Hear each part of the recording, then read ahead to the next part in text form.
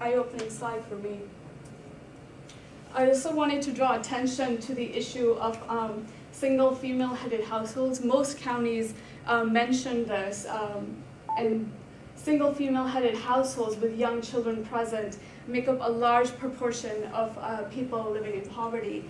For example, in Allegheny County, 61.8% of female-led households with children under 5 are living in poverty. In Chautauqua County, 31% of female-led households are living in poverty. I also wanted to compare the two big urban centers, Buffalo and Niagara Falls. So these big centers, they have their own issues. And for example, in Buffalo, 26.6% of Buffalo residents are living in poverty. And the CHA did a very good job in mentioning these specific zip codes.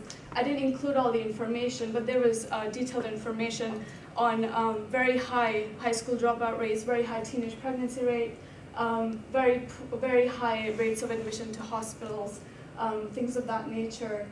Even in Niagara Falls, 22% of residents are living in poverty, and 34% of those residents are female-led households. So this is looking at the unemployment rate. We can see most of the time it's somewhere around 8 to 9%. But once again, we start to run in the issue that different sources were being used, and sometimes the data across counties was taken in different years. So some of the rates, if they were taken before the whole economic downturn, that also brings in variability. This slide is looking at educational attainment, and this is the high school degree or equivalent.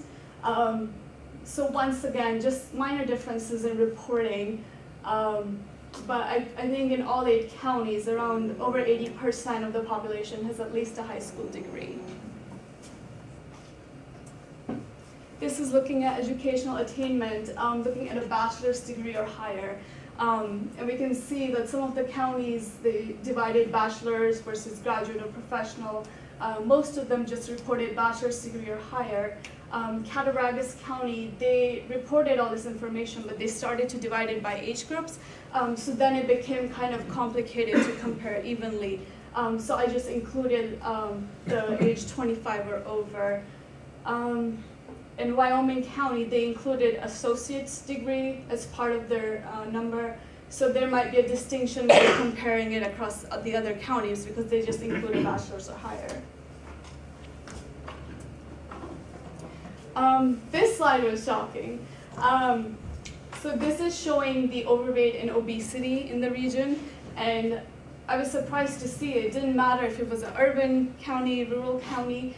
Pretty much 2/3 of all the county residents in all 8 counties are either overweight or obese. And we can see, once again, some of the counties reporting the numbers for overweight and obesity separately, some of them clumping them together. So it just depended and varied county to county. This is a slide looking at tobacco use. We're nowhere close to the Healthy People 2010 goal of 12%. Prevalence was still well above 20% for the Western New York area. And we can see the prevalence per county. And I believe for Erie County, I looked in the tobacco section, and there was a lot of really good information. And they were comparing rates with the New York State data and national level data, but I couldn't find a prevalence just for Erie County. In Wyoming County, they had a separate attached report at the end of their CHA, and in that report I was able to find a graph which indicated that smoking prevalence in Wyoming County is among the top 3 counties of Western New York, but I couldn't find a prevalence for that county either. But this just gives you an idea that we're nowhere close to the 12% goal. So this is where it got very, very complicated. Reading the documents individually, all the documents mention chronic diseases. And so, for example, cardiovascular disease is a big problem. And reading through individual documents, you can see this is a problem. But when you start to compare, it gets very tricky very quickly. You can see counties, some of them report disease death rates. Some of them some of them just had tables. They discussed rates going up or going down, but then they just had tables. And so I tried to extract the data from the table. So this is Cattaraugus County's age-adjusted mortality per 100,000 people. Some people were using, for example, Genesee County using the behavioral risk factors. Some counties, Niagara County, reporting more prevalence data. But you can start to see how 8 counties are reporting on the same issue in very different ways.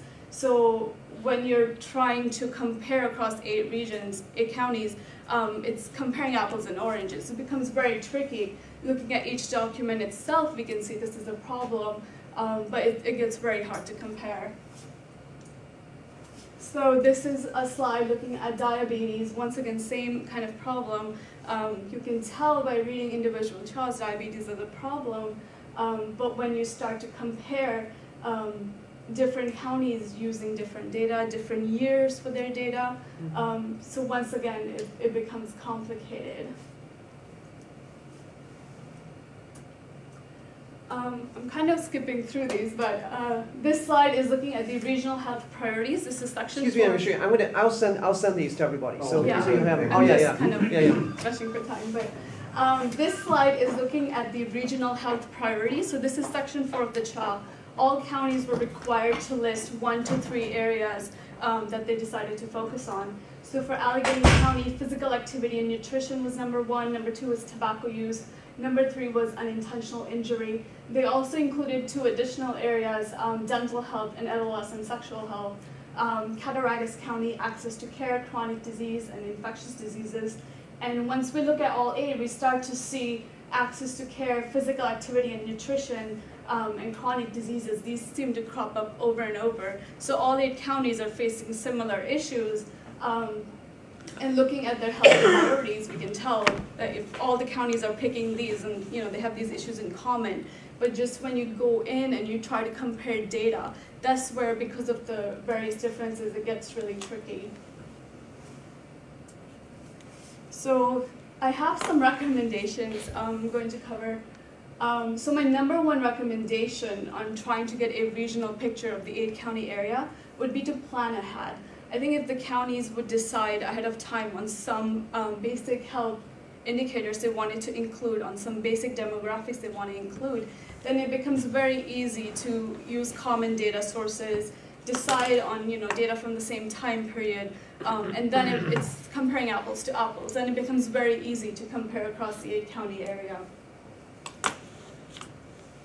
So recommendation number 2 is to decide on the audience. All 8 counties should decide on the audience for their individual health assessment documents. All 8 CHAs were required to cover the same information, but reading through these, I spotted various differences just in terms of their tone and the way they were written. Some CHAs were very data heavy, so this could be very intimidating if some member from the community tried to pick it up and read it, whereas other CHAs, it really presented the information more at a very understanding level, so an average person could pick it up and find a meaningful picture of their county. So my recommendation would just be to decide on the audience, who is it that they're being written for, and also to know the importance of information that is included. I think the counties can really do a really good job just picking out information and presenting it in a meaningful manner. So that'll help to kind of bring light to the important key issues. Recommendation number 3 would be to include an executive summary. This will save the reader a lot of time. And all the CHAs are very information heavy. There's a lot of requirements they're required to fill. So an executive summary will really make it easy to capture the key points of the community health assessment. And the summary can also be useful to draw attention to key areas of importance. I mean, these are lengthy documents. It's easy for information to just kind of get lost. So an executive summary would be a great place to kind of shine light on issues which are really important. Where applicable, I think it would be really interesting to include basic information about prevalence and incidence. So it's easy to get caught up in rates comparing across various counties or the state or the nation, but basic prevalence information on a variety of health issues such as like asthma, diabetes, These kind of things can be very meaningful and make it very easy for the reader.